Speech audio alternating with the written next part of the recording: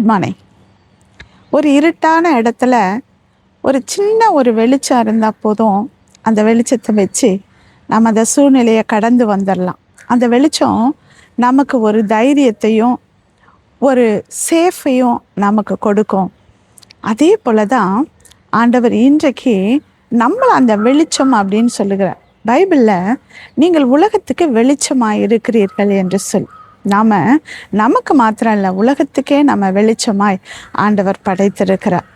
பைபிளில் ஒருத்தர் இருந்தார், அவர் சவுல். அவருக்கு அடிக்கடி பொல்லாத ஆவி அவருக்குள்ளே வருகிற பொழுதெல்லாம் தாவீது என்ன பண்ணுவார், சுரமண்டலத்தை எடுத்து அதை வாசிப்பார். வாசித்த உடனே அந்த அசுத்தாவி அவரை விட்டு வெளியே போயிடும். அவர் சொஸ்தமாவார். அவர் ஆறுதல் அடைந்தார் என்று வேதத்தில் வாசிக்கிறோம். இப்போது வெளிச்சம் அப்படி என்பது ஆண்டவர் நமக்கு கொடுத்திருக்கிற தாளந்துகள், நமக்கு கொடுத்திருக்கிறதான நல்ல ஒரு காரியங்கள். அதை வைத்து நாம் வெளிச்சமாக இருக்கும்படியாக ஆண்டவர் விரும்புகிறார்.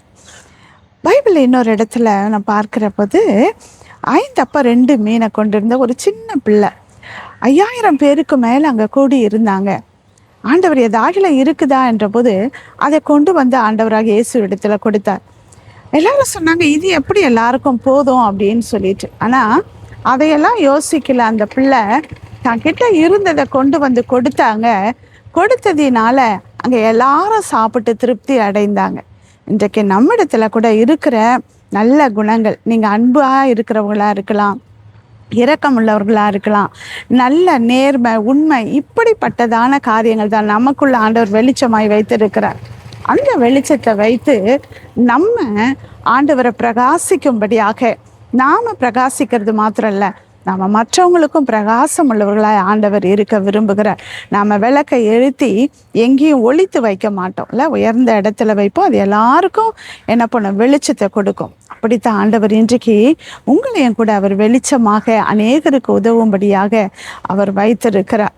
இன்றைக்கு உங்களால் என்ன தாளந்து உங்களுக்கு ஆண்டவர் கொடுத்துருக்கிறாரோ அதை நீங்கள் மற்றவங்களுக்கு நீங்கள் அதை பயன்படுத்துகிற பொழுது அவருடைய சூழ்நிலையிலிருந்து நீங்கள் அவங்கள வெளியே கொண்டு வர்றீங்க.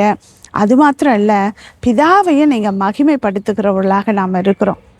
நிச்சயமாக நாம் வெளிச்சமாக இருந்து அடுத்தவங்களுக்கு நாம் வெளிச்சமாக இருந்து அநேகருக்கு நாம் ஆசீர்வாதமாக இருப்போம். Have a nice day. Jesus loves you.